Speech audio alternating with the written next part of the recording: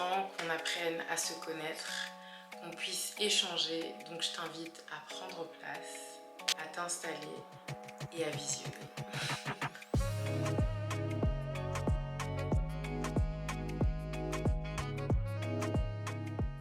Hello, bonjour.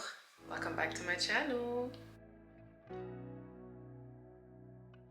Pour ceux qui me suivent depuis un petit moment, je pense que vous savez que c'est pas mon premier projet YouTube. Je dirais c'est un appel que Dieu a mis sur mon cœur il y a très longtemps.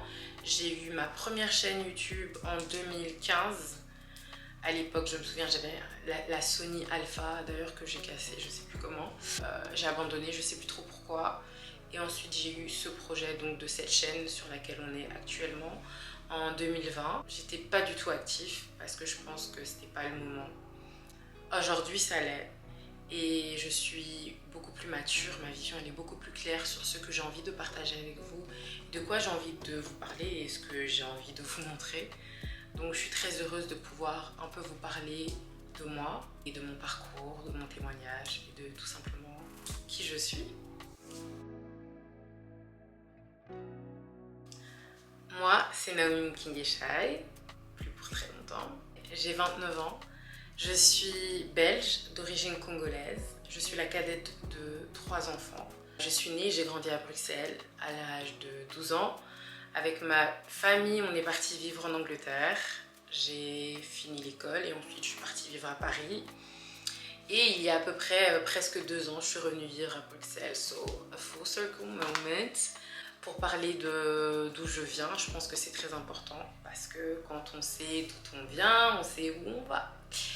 Donc comme je vous disais, je suis congolaise, très fière de l'être. Bendeli Koya jamais et Koyate.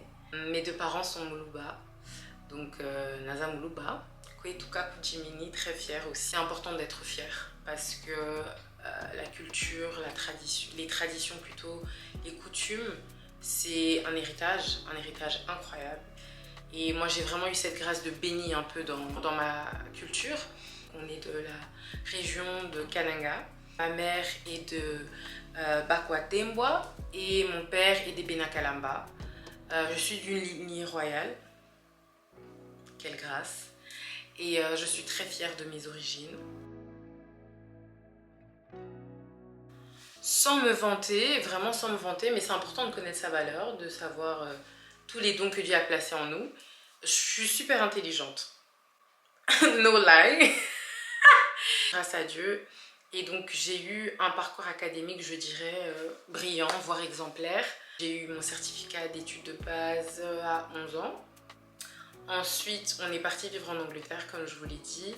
Donc directement, j'ai intégré l'école secondaire.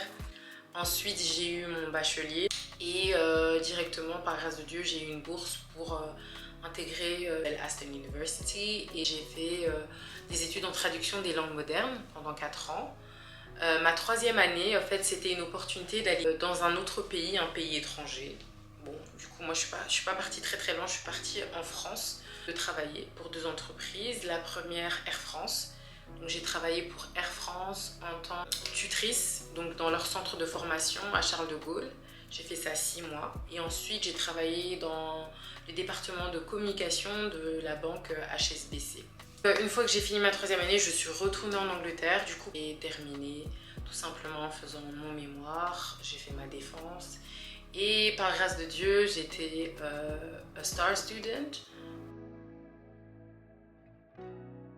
Quand j'ai eu mon diplôme, directement, j'ai eu une opportunité professionnelle pour intégrer la Chambre du commerce international à Paris, où j'ai travaillé en tant que traductrice à la cour, parce qu'il faut savoir que je me suis spécialisée en traduction juridique. Ça avait totalement du sens de directement partir à Paris. Très vite, j'ai réalisé que j'aimais pas ce que je faisais.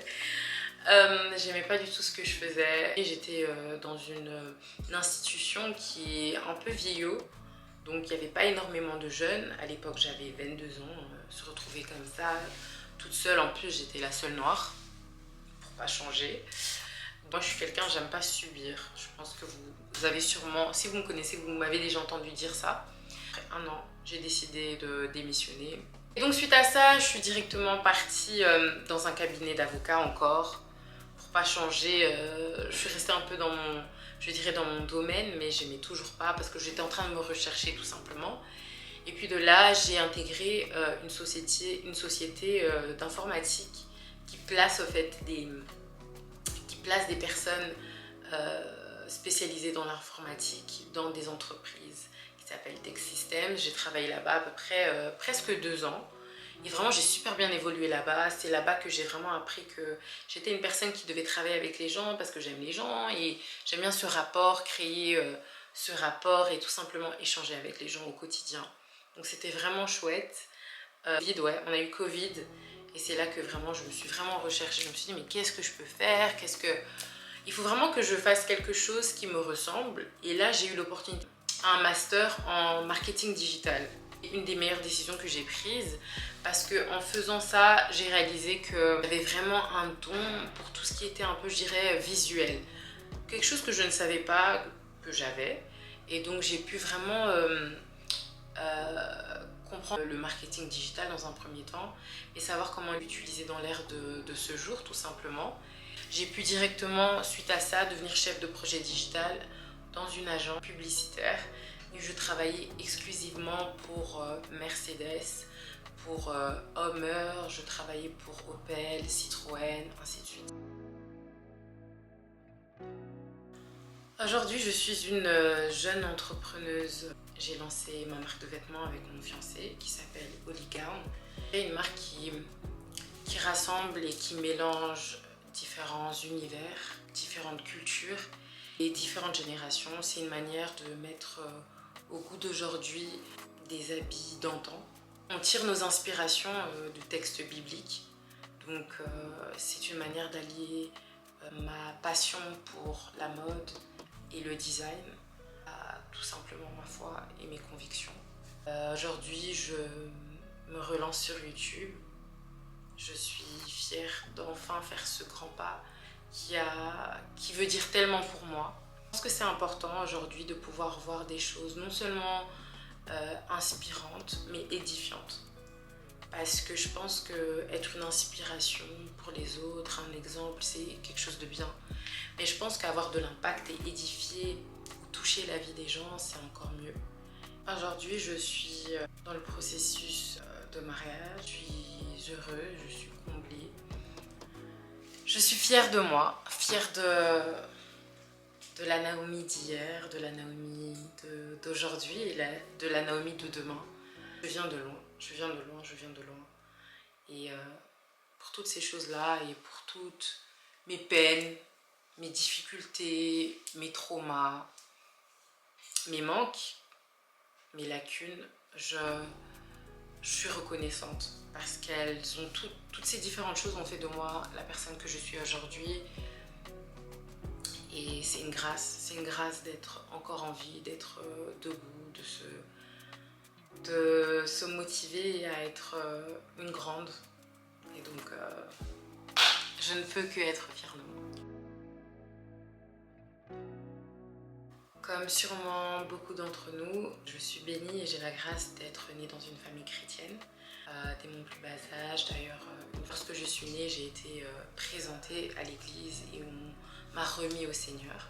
Je suis vraiment bénie d'avoir eu cette manière de grandir parce que ça a fait de moi la personne que je suis aujourd'hui. Remplie de foi, remplie de positivité et j'ai tout simplement, non seulement parce que je viens d'une grande famille, mais aussi parce que j'ai cette grande famille chrétienne en Christ.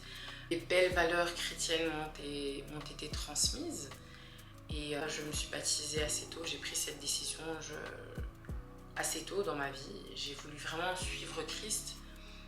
Bien sûr, quand on est jeune, on est zélé, on est plein d'ambition, on veut bien faire et ensuite on apprend que la vie a d'autres plans où cette vie-ci elle n'est pas facile. Mais ça fait partie du chemin de la croix, donc on chemine. Des fois on tombe, on se relève, on tombe, on se relève. L'essentiel c'est de se relever, de ne pas rester à terre. Et donc aujourd'hui, cette grande foi et ces convictions font de moi la personne que je suis. J'ai ma relation personnelle avec le Seigneur. Et je pense que c'est une des choses les plus importantes aujourd'hui, c'est de croire croire. Si vous ne croyez en rien, mais comment est-ce que vous pouvez arriver à quoi que ce soit dans ce monde, honnêtement? Je pense que c'est important d'avoir la foi, d'être convaincu de quelque chose. Là, moi, je suis chrétienne, peut-être il y a des musulmans, peut-être des bouddhistes, mais en tout cas, il faut croire. Il faut croire. Moi, ma foi, elle me permet de tout simplement déplacer des montagnes. Avec Dieu, avec Jésus-Christ, il n'y a rien que je ne puisse pas faire. Et cette mentalité me permet d'être la jeune femme entreprenante que je suis aujourd'hui. Et c'est quelque chose qui m'a été donné, c'est un cadeau. C'est un cadeau, vraiment un cadeau. Et je suis fière. Je suis fière d'être en Christ. Je suis fière d'avoir cette relation personnelle et de pouvoir aussi la partager avec d'autres personnes. C'est tout simplement une grâce. Mes espérances sont grandes et parfois inexplicables, mais elles sont miennes. En tout cas, en ce qui concerne cette chaîne, c'est de pouvoir apporter ma pierre à l'édifice dans toutes les différentes communautés auxquelles j'appartiens.